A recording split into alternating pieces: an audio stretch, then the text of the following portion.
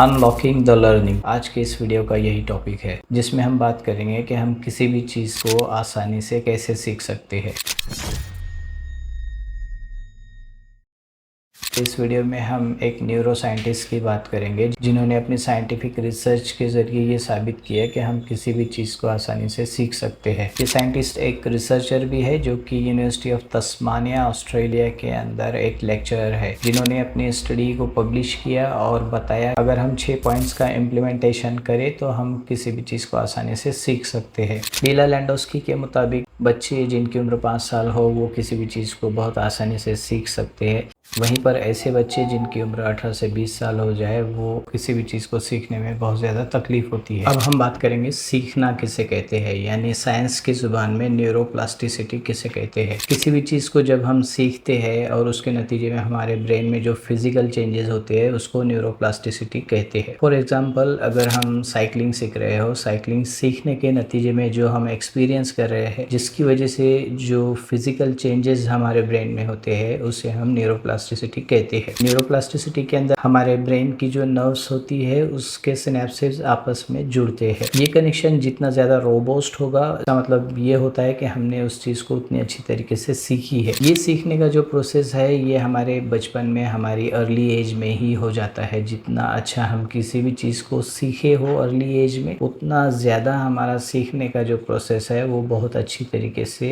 आगे भी रहता है। हमारे ब्रेन में 86 बिलियंस न्यूरॉन्स होते हैं और एक न्यूरॉन दूसरे न्यूरॉन से जुड़ा हुआ होता है और हर एक स्पेसिफिक न्यूरॉन दूसरे उसी न्यूरॉन से जुड़ा हुआ होता है। हमारा सीखना दिमागी वायरिंग पर डिपेंड करता है। जितनी अच्छी हार्ड वायरिंग हमारी बचपन में हुई होगी उतना अच्छा हमारा सीखने का प्रोसेस रहता है। और अगर हमारे सिनेप्सेस अच्छी तरह जुड़े हुए ना हो तो सीखने में हमें प्रॉब्लम होती है। बच्चों का दिमाग स्पंज की तरह होता है, वो किसी भी चीज़ को आसानी से सीख लेता है। चाहे वो किताबें पढ़ना हो या कोई गेम हो, कोई भी चीज़ बच्चे आसानी से सीख लेते हैं। कभी कभी हम किसी इनक्रेडिबली टैलेंटेड पर्सन को देखते हैं और हमें ऐसा लगता है कि ये कितना जीनियस है, क्या हम भी इसकी तरह जीनियस हो सकते हैं।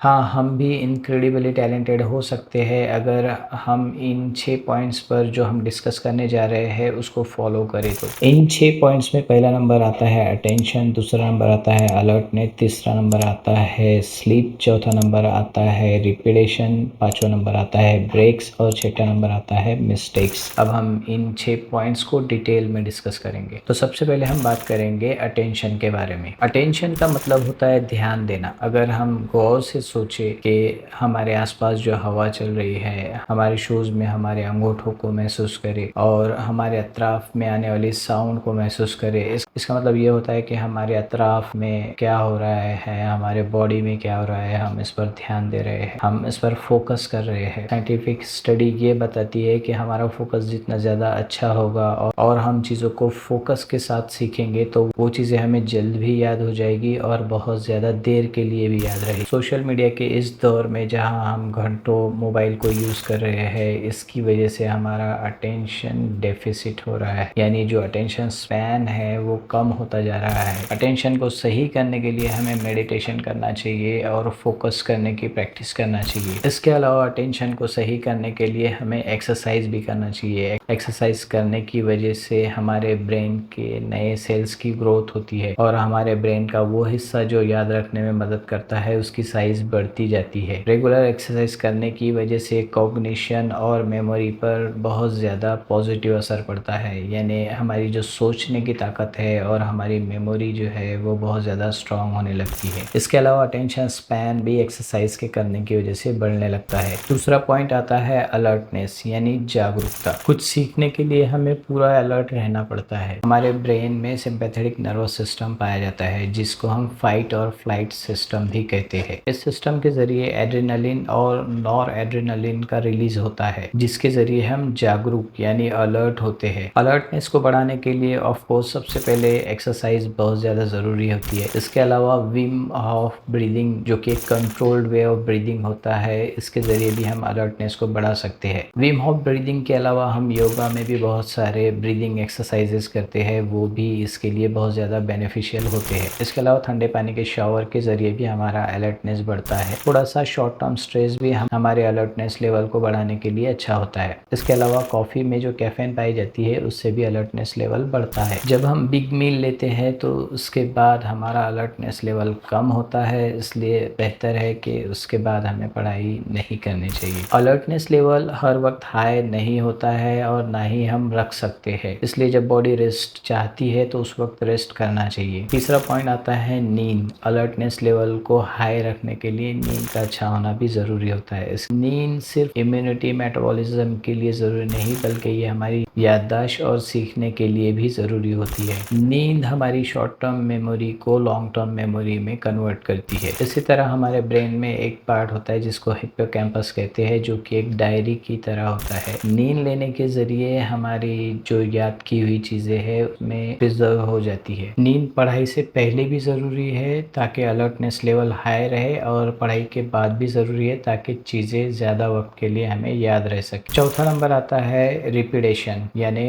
दोहराना। हमने बचपन से सुना है कि प्रैक्टिस मेक्स मैन परफेक्ट, और यहाँ पर वही चीज़ सही साबित होती है। रिपीटेशन बहुत ज़्यादा ज़रूरी होता है। इस तरह एक्सरसाइज के ज़रिए हमारे मसल्स टोन्ड अप होते हैं, मसल्स का शेप बनता है। उसी तरीके से रिपीटेशन की वजह से हमारे ब्रेन में नए कनेक्शन फॉर्म होते हैं और वो चीज़ हमें अच्छी तरीके से याद होती है। जो कुछ हम सीखते जाए उसको हमें बार बार दोहराना चाहिए। इसके अलावा हमें स्पेसिंग टेक्निक को यूज़ करना चाहिए, जिसका मतलब ये हुआ कि हमें एक दिन में ही बहुत ज़्यादा घंटों तक पढ़ाई करने की बजाय हमें कुछ घंटे आज कुछ घंटे कल इस तरीके से पढ़ाई करनी चाहिए। वन ट्रायल लर्निंग यानी एक ही बार में सीखना, ये भी सीखने का एक मेथड होता है। इस तरीके का सीखना खासतौर पर हमारे इमोशंस से जुड़ा हुआ होता है। इमोशंस जैसे खुशी, गम, घबराहट। खासतौर पर वन ट्रायल लर्निंग जिसे कहते हैं वो घबराहट में ज़्यादा पाई जाती है जब हम डरे हुए होते हैं। उस वक्त हमारा ब्रेन हर बारीक चीज़ों को याद रखता है। ये एक नेचुरल डिफेंसिव मैकेनिज्म होता है। हमारा ब्रेन इन चीज़ों को इसलिए बारीकी से याद रखता है ताकि हम अगली बार सेम सिचुएशन में जब आए तो हम उससे किस तरह बचे के लिए वो हमें प्रिपेयर करता है। लेकिन घबराहट में होने वाले इवेंट्स जो होते हैं वो हमारे ब्रेन के सामने बार बार आते हैं, जिसकी वजह से ये मेमोरी कभी कभी PTSD यानी पोस्ट ट्रॉमेटिक स्ट्रेस डिसऑर्डर में कन्वर्ट हो जाती है। हमारा पांचवा पॉइंट है ब्रेक्स लेने के दो बड़े रीजंस होते हैं। सबसे पहली बड़ी रीज़न ये होती है कि जो चीज़ें हमने सीखी है उन चीज़ों को हमारा ब्रेन दोबारा चलाता है।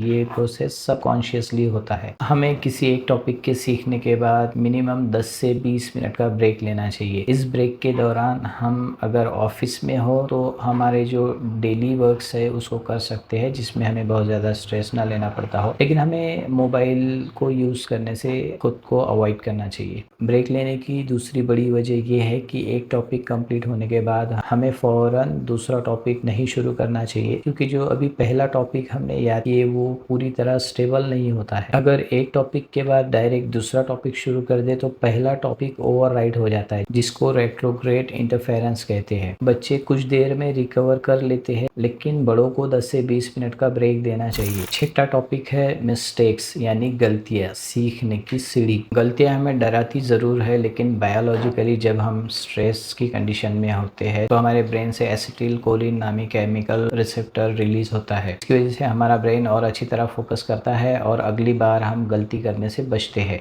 और जब हम अगली बार सही से करते हैं तो हमारे ब्रेन से डोपामिन नामी केमिकल रिसेप्टर रिलीज होता है, जो एक हैप्पीनेस का हार्मोन होता है, जिसके ज़रिए हमें खुशी और मोटिवेशन मिलती है। अब हम जान गए हैं कि किसी भी चीज़ को आसानी से हम किस तरीके से सीख सकते हैं। अगली बार पढ़ने बैठो तो सबसे पहले डिस्ट्रैक्शन हटाओ, फोन बंद कर दो, ध्यान बढ़ाओ, अलर्टनेस बढ़ाओ, थोड़ी एक्सरसाइज करो या विम हॉफ ब्रीदिंग करो। जो सीखना है उसे बार बार दोहराओ। पढ़ाई से पहले और बाद दोनों टाइम अच्छी नींद ले लो। पढ़ाई के बाद 10 से 20 मिनट का ब्रेक जरूर ले लो, लेकिन फोन से दूर रहना। गलतियों से मत डरो, उन्हें गले लगाओ।